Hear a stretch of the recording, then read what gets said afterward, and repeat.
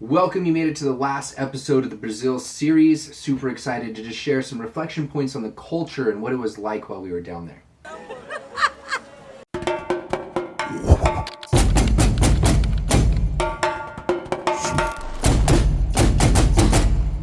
So the first thing is, however you can close the language barrier if you don't know the local language, that is key. This would have been impossible without technology. I've mentioned here that Skinner used to have to literally write something that would go across the ocean.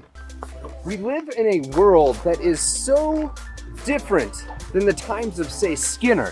When he was looking to plan something, right, he would write a letter with a pen and paper.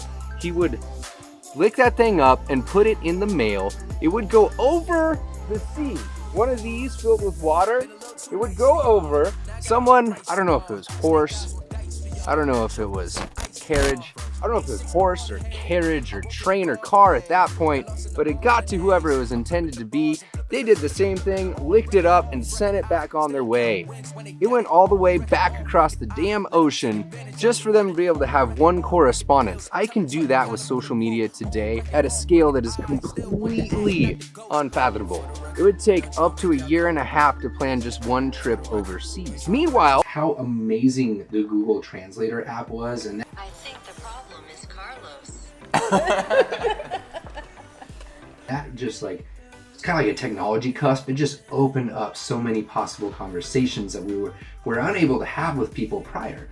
But it was also really interesting to see how little communication you actually needed to share. So one of the days we jumped into a workout routine that was on the beach, just as something to kind of keep the blood flowing, get a little bit of movement and stuff. And we didn't have to communicate with the guy that was leading the instruction at all. He was able to just point. Daniela and her husband Carlos were able to teach us when it comes to dancing and how we kind of do some of the local things around there. And again, there was no shared words out of a little bit there. Something like Carlos and I developing this sort of bromance without having any actual shared common languages, but you felt like someone became your brother in an instant.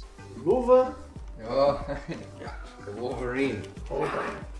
Because of the shared values, the things that we all wanted to accomplish together, and just being on the same page of just looking to try to make the world a little bit of a better place.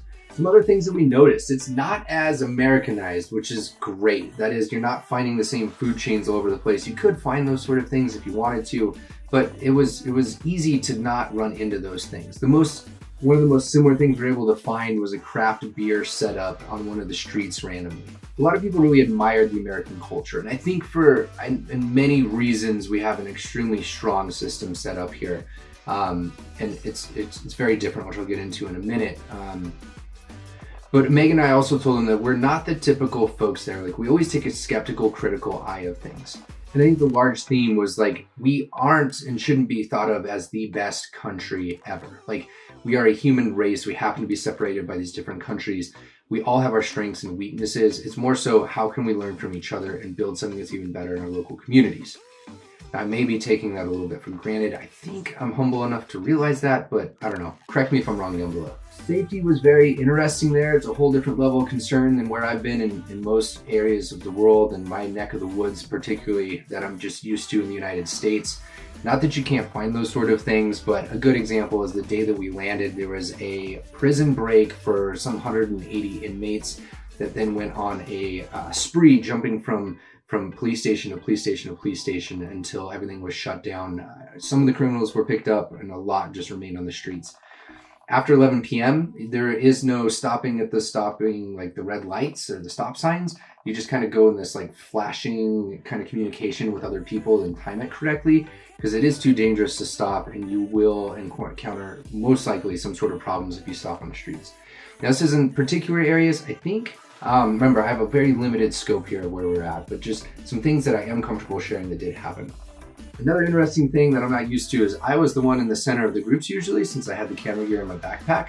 Very atypical, just from what I'm used to when you're walking with a group of folks late at night. It was very easy to get around with the right knowledge, and it was very safe to walk around with the right people in the right places. I had no real concerns during the daytime whatsoever. One thing for Americans to take note here is that there's a very different level of social issues that you can see in that country. From the prison break to the drug corruption stories to the children that actually came up to us begging for money that had some sort of clear addiction going on. I'm talking about like 8, 9 years old, to the living arrangements not being what many of us in the US experience.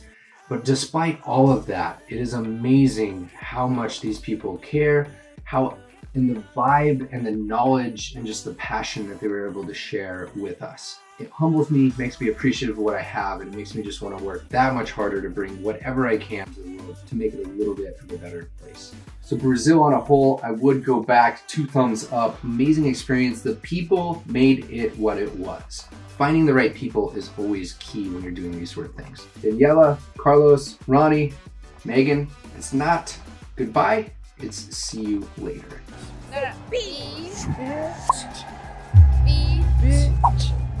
Bitch.